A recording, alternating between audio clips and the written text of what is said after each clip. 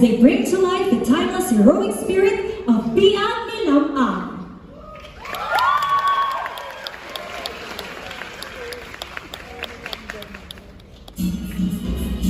Mula sa kabundukang kinatatayoan ni Angelo, higanting hakbang sa batuhan at gubat na bumuko. Hinumpog niya ang burol, ilog na malawak at agamang palay, at sa kanyang kamay, lupay sumang-ayon at bumigay. Para sa amang si Don Juan, siya'y naglakbay, at sariling alamat ni Lamang kanyang tinamasak tinaglay. Si Lamang ang bida ng alamat, ngunit huwag limutin ang may aklat. Amay nawala, pag-asa'y mahigpit na tangan, at sa kanyang dibdib, ilaw na taglay inamongan. Ang lakas at puso na walang makakawasak, pagmamahal ng ina sa alamat ay di matitilaw. Ang lakas at tiwak, magpakailanmay magkaakibat, sa puso ng mga Ilocano, nililingap kanilang alamat.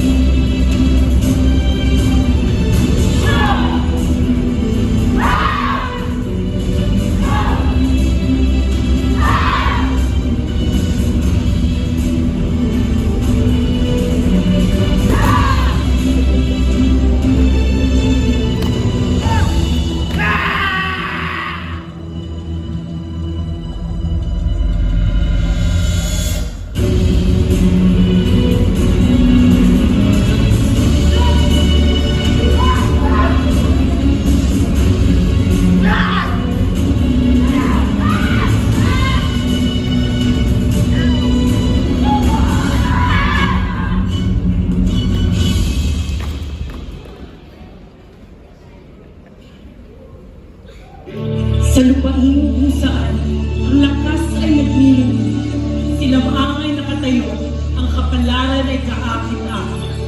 Para sa pamilya at tribo, ang kanyang lakas na ipakita. Ngunit sa kanyang puso, isang pag-ibig ang lumago. Si Ines Canoyan, katanian na tila bukang liwayway. Mula sa kaladutian, ang kanyang ganday nakakatingalakay. Sa tapat ng tapat na aso at manok na maliwanag, nahuli niya ang kanyang atensyon sa umagang liwanag. Sa sandaling yun, si Ines ay napansin siya roon, isang bayani sa aksyon. May lakas na lampas sa lahat. Sa ligaya, sila'y inasal. Ang mga puso'y nagkaisa. Sa pag-ibig na wagas, magkasama ang tadhana.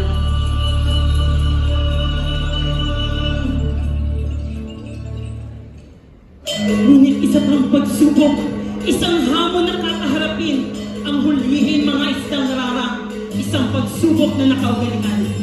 Sa ilog siya'y sumisid, may tapang na sumisiklaw. Si Lamang ay lumangoy sa ilalim ng alon ng tubig.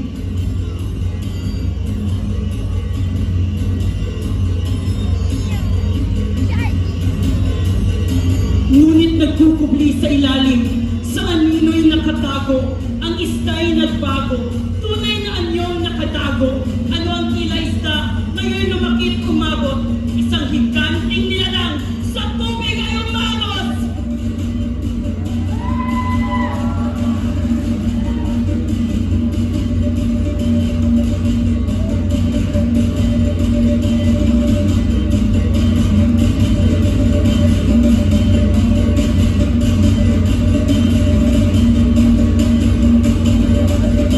Sa labanan ng matindi, si Lamang ay nakipaglaban ng tindi. Ngunit ang laban ay nagtapos sa isang nakalulungkot na gabi. Habang siya'y nahulog, ang huling salita ay umabot. Si Ines sa sakit na dama ang bigat ng takot.